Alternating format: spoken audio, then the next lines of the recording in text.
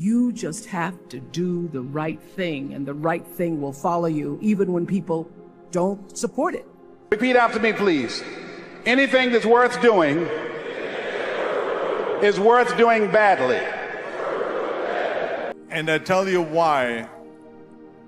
Because we have so many doubters, as I've said earlier, the no-sayers. We have so many of those people that say no, and you can't do it, it's impossible. That is okay, because we just turn off, as I said earlier, and we listen and we hear the no being a yes. You can't do it, you can do it, and all of that. So that is possible to do that amongst all the negative people around you. But when you start doubting yourself, that's very dangerous. Because now what you're basically saying is that if my plan doesn't work, I have a fallback plan. I have a plan B. And that means that you start thinking about plan B, and every thought that you put into plan B, you're taking away now that thought and that energy from plan A. Because human beings are goal-oriented. That's why we die of broken hearts early. That's why we're running through life to early graves. We're going through life, ladies and gentlemen, and I think that Henry David Thoreau said that most men live in quiet desperation. Most of us go through life running scared. So we created this in our minds, false evidence appearing real. We made it real in our minds. That's why Churchill said there's nothing to fear but fear itself. That's the destructive monster. So turn off things that can contribute to your fear. Whether or not a person is happy is deeply and totally and utterly out of your control. The prerequisite for spending time with any person is that they nourish and inspire you. They feed your flame. Look at your last 5 text messages. Are those people feeding your flames or dousing your fire? Put your phone down for just a second and look around. Look to the people around you. Many people doubt themselves because when they thought about doing something at some critical point in their lives, somebody they respected and honored, somebody they believed in, somebody that they loved, someone they trusted said, "You can't do that." And they accepted that. As you look at your life, ask yourself the question, what would your life be like? What would your life look like if you decided not to care what people thought of you? What would your life be like if you decided to give up some of your fears?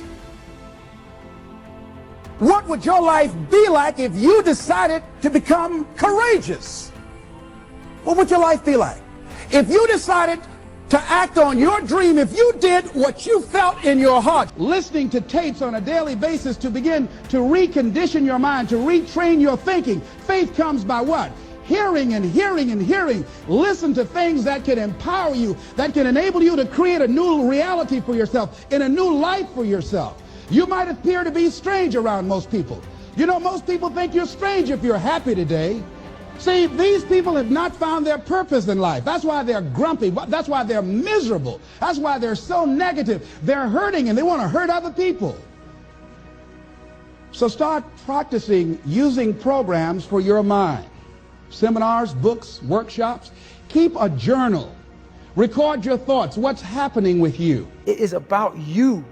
It's strictly about you finding who you are. So many people die, live 100 years, never can know who they are.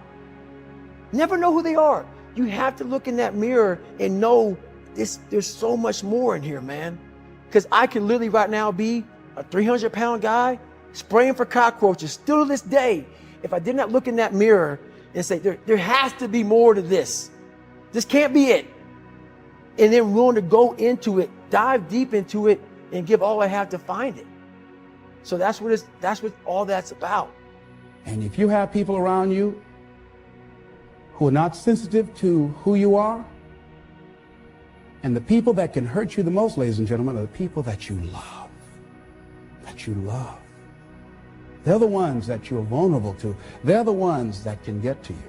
And if they're insensitive, I don't care who they are.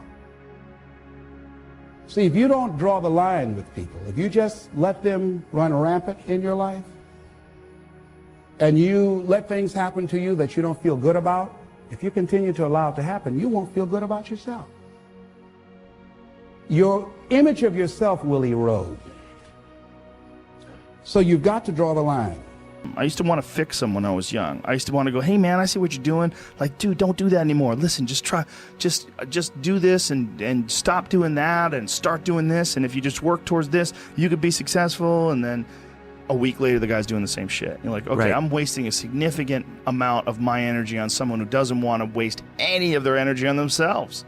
And so managing the community and the tribe that you're in, making sure that you're a good member of that tribe, that you're doing your part, you know, and there's a lot of cynicism in these days about inspiration and about motivation. That's why the book of life said the road to life is straight and narrow, and few there be that find it, because few there be that are willing to do the things today others won't do, in order to have the things tomorrow others won't have. What are the things that others won't do? Number one, make discipline a major force in your life.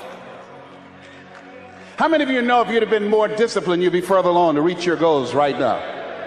Socrates said the undisciplined life is an insane life. The road to life is straight and narrow because few there be that are willing to discipline themselves. Here's something else that most people won't do. Make it okay to fail. You've got to learn how to become resourceful. You've got to learn how to become creative. When crises strike in your life, and in the Chinese language, crisis means danger, but it also means opportunity. And this is an opportunity for you to grow. And you've got to be so relentless, regardless of what comes down the pike, that you're always looking for a way to get over, always looking for a way that you can break through, always looking for a way that you can win, always looking for a way that you can strike a telling blow. And pretty soon, I think there's some people watching us in the universe that say, wait, let's call a meeting over here.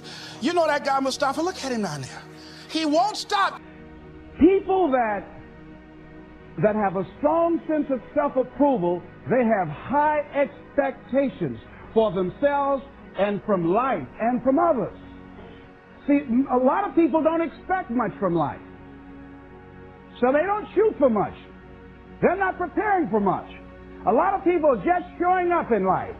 A lot of people just get up in the morning and they go through the day, they go to the job just to pull a check down, watching the clock coming in.